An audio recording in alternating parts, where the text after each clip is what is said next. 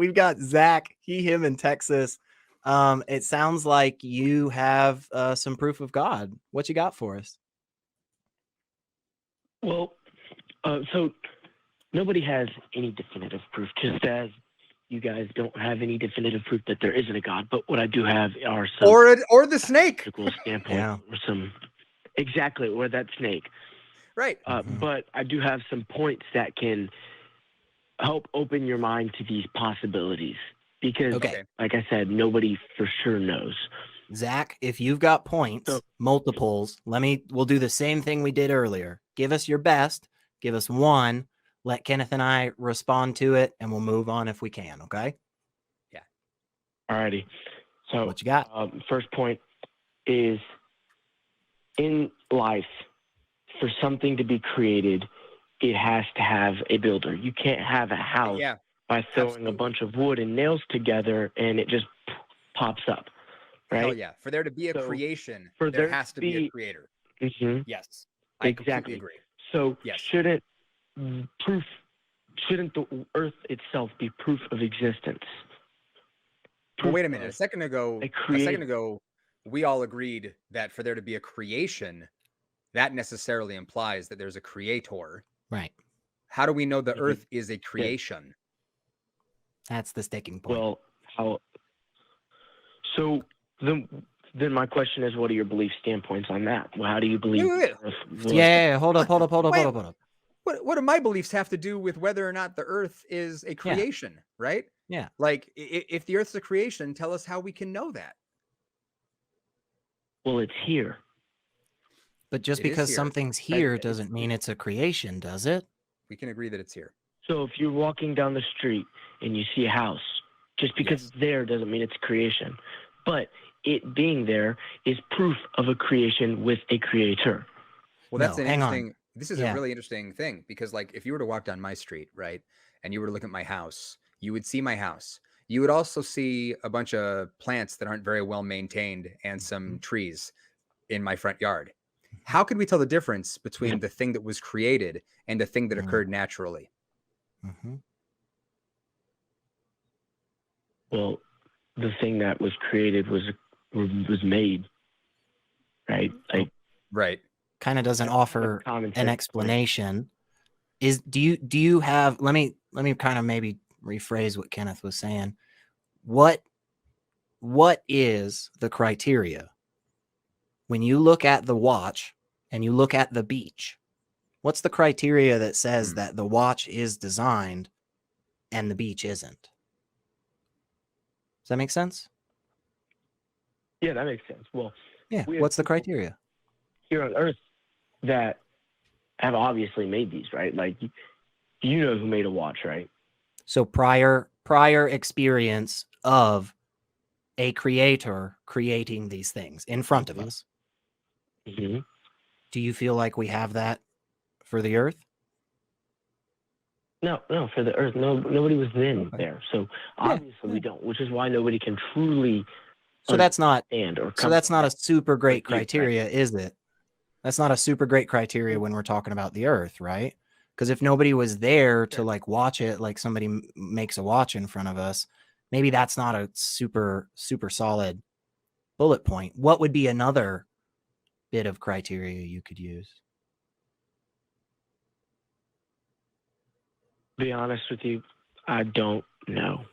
I love that. Kenneth, we have done that a couple of times today. We have It's you. You've done that. No. I couldn't even get the guy to admit that my chair is not a dragon, you know?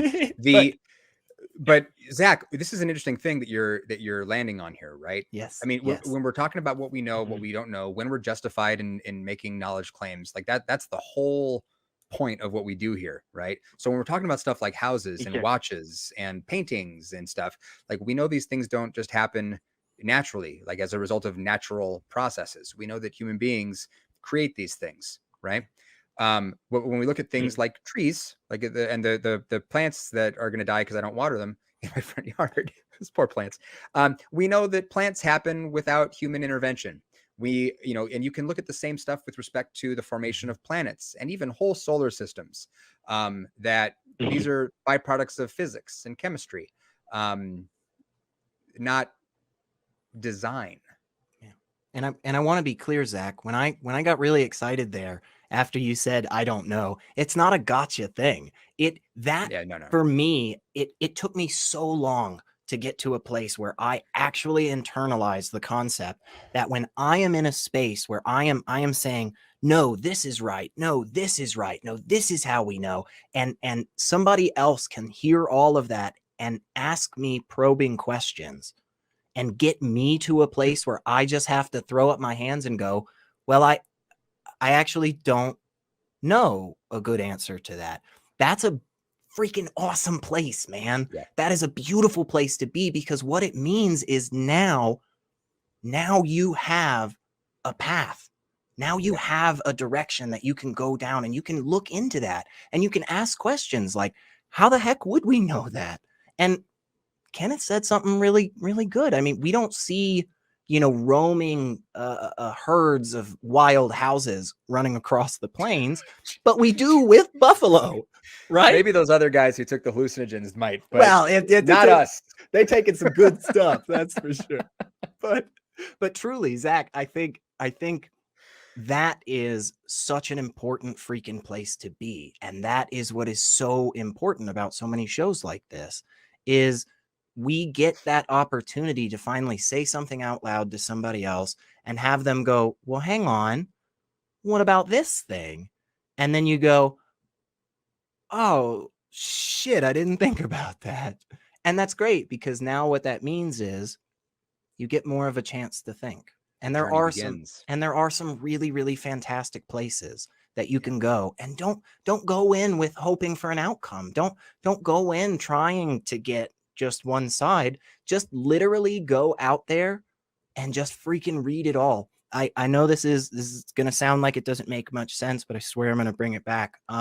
But my whole childhood, people would tell me that white chocolate isn't chocolate, that it's just candy. And I'm not going to tell you the information, viewers, you wonderful viewers out there, but I did some fucking looking, and it took me like literally 2 weeks of just going to all kinds of different places. I stumbled on this like 150-year-old, like a Belgian chocolate company, and was just like reading from some of their history about how they built the facility.